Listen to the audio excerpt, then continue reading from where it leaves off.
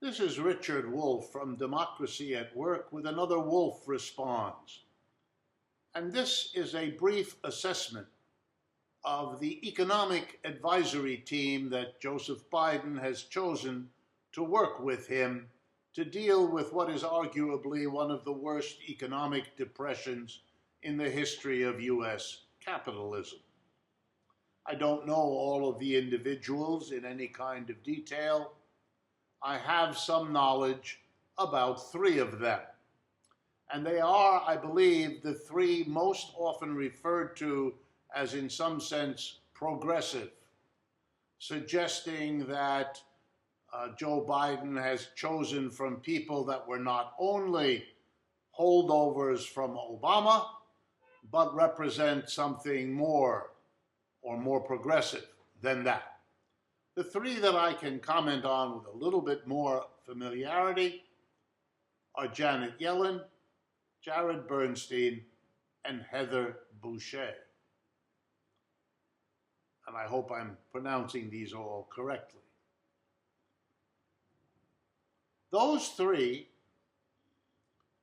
are people who know and to a considerable extent understand some of the major problems of U.S. capitalism. In particular, the gross inequality of wealth and income, the gross racial and ethnic disparities in our society, the horrible instability that imposes business cycle downturns on this economy on average every 4 to 7 years, as in the dot-com crisis of 2000, the subprime mortgage crisis of 2008, and the COVID-19 crisis. Each crisis having the name of something that happened at that time, as if that could somehow erase the fact that capitalism for 300 years has had recurring business cycle crashes on average every 4 to 7 years, as the National Bureau of Economic Research has documented. So yes, they know something about these fundamental problems and flaws of American capitalism.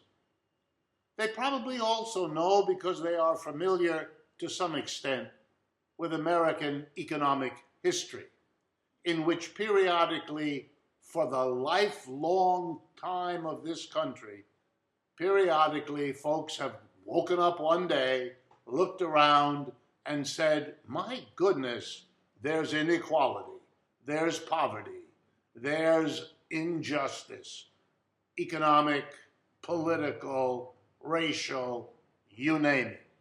You would have had a hard time studying American history without knowing that, as it is said in the Bible, the poor seem always with us.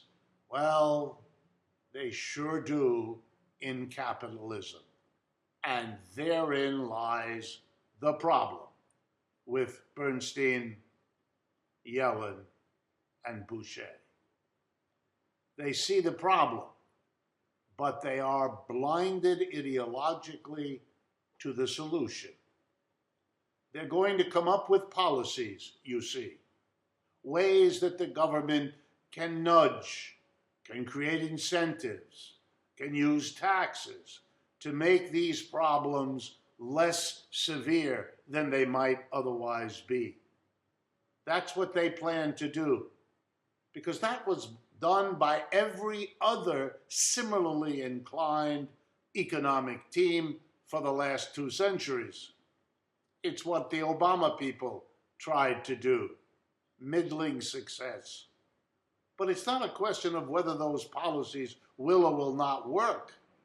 The real question is, can they make any difference? And that's where the progressivism ends. To be progressive at a time of capitalist collapse of the sort we're living through, you have to be willing and able to ask basic questions. Here's an example. If you're going to do something about the constantly worsening inequality that capitalism breeds, as Thomas Piketty showed us, and as countless others have understood, you've got to go to the root of the problem. Enterprises in America, where goods and services are produced, distribute the wealth they create. Who does that, and to whom is the wealth distributed? Well, the answer is a tiny minority are in the position to distribute that wealth. The tiny minority are the owners of businesses, the major shareholders of corporations, the boards of directors elected by those major shareholders. The vast majority of the people of this country and of the employees in every major business are systematically, by culture, by tradition, by history, by economics, and by law, excluded from making those decisions. Therefore, it should come as no surprise that the tiny minority, the top executives, the major shareholders, decide to distribute the bulk of the wealth created by everyone in the corporation to, you guessed it, themselves. You want to do something about burgeoning inequality? Don't nip around at the edges.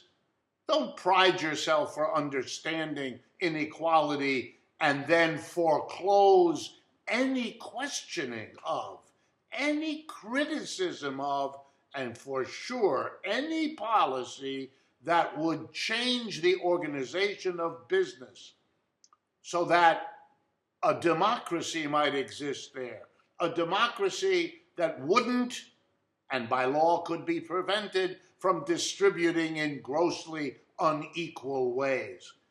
There's a policy change that might do something about inequality.